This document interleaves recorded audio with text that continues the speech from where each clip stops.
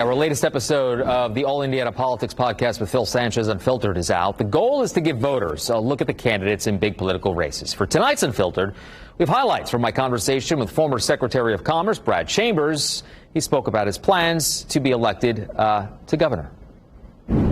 Before we get into the politics of it all, as I like to say, why don't you give us a little background? And you and I were talking before we got rolling here. So, who is Brad Chambers? Brad Chambers. I'm a Indiana born and raised. My family landed long ago. My grandfather landed in Boone County. My grandfather was generally uneducated, and there's two family values in the Chambers family back in Boone County. One was hard work, and the other was getting an education. Because when you come from Texas to Boone County and you don't have an education, you really value that education. So my father was the first Chambers to get a college education. He actually attended IU. And so did I. I started, our family then moved to Marion County, and I was industrious. I got the hard work gene from the family, family values. I started working as a teenager with some friends, and we built a nice little landscaping and lawn care business when we were 15 and 16. We ended up having trucks, and I didn't even have a license to drive them, and so that led into me paying my way to IU through IU.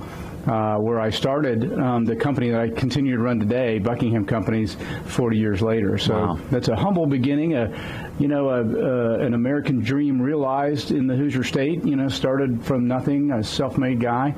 But that's why I believe in Indiana so much. Yeah. No, it's a great story. How did you get into public office? How did you decide that this is something you wanted to do? I know you spent some time as Secretary of Commerce. Yeah. I mean, just kind of walk us through that aspect of your life. Yeah, I mean, I think because of my humble beginnings, and I've got a wife of 29 years and a son that's 27. We're grateful. We're grateful for our journey, for realizing the American dream here in Indiana. We're grateful for our life here, and we try to give back. And we're active. We have a foundation that's been generous to the community in small ways, and for 17 plus years. And I've participated on lots of different boards over the years. My most recent at the state level was I was chairman of the Indiana State Fair Commission. Oh yeah. And I worked closely with the governor and really understood the ag community through the state fair role. And that was a lot of fun, and we did a lot of cool things. The new Fall Creek Pavilion that just opened was one of my projects with a great team out there. And getting to know the governor through that role, he simply called and said, "Hey, would you step away from your business, my day-to-day professional life, and guide the state's economy, guide Indiana's economy as its Secretary of State or Secretary of Commerce?"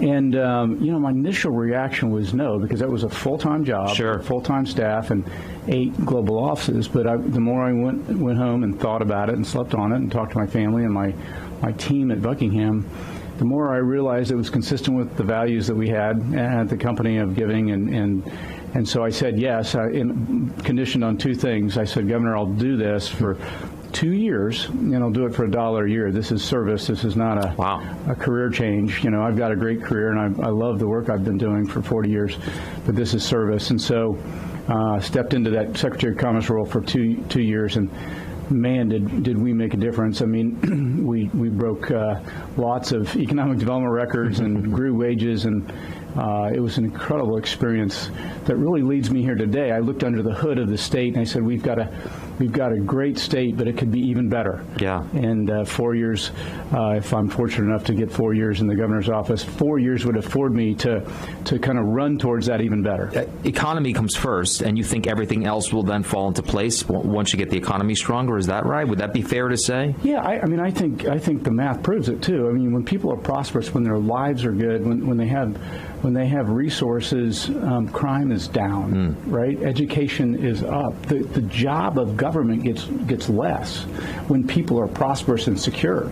Right. So I think it's incumbent on the governor to add more jobs to the economy, high-paying jobs that can create quality of life for people. So grow the economy, number one, and then with the resources that come from a growing economy, obviously run the business of government well. And I think I'm uniquely qualified for that because I've never been a politician before. I'm running against 4 other folks that have either run for office or have been in office for decades.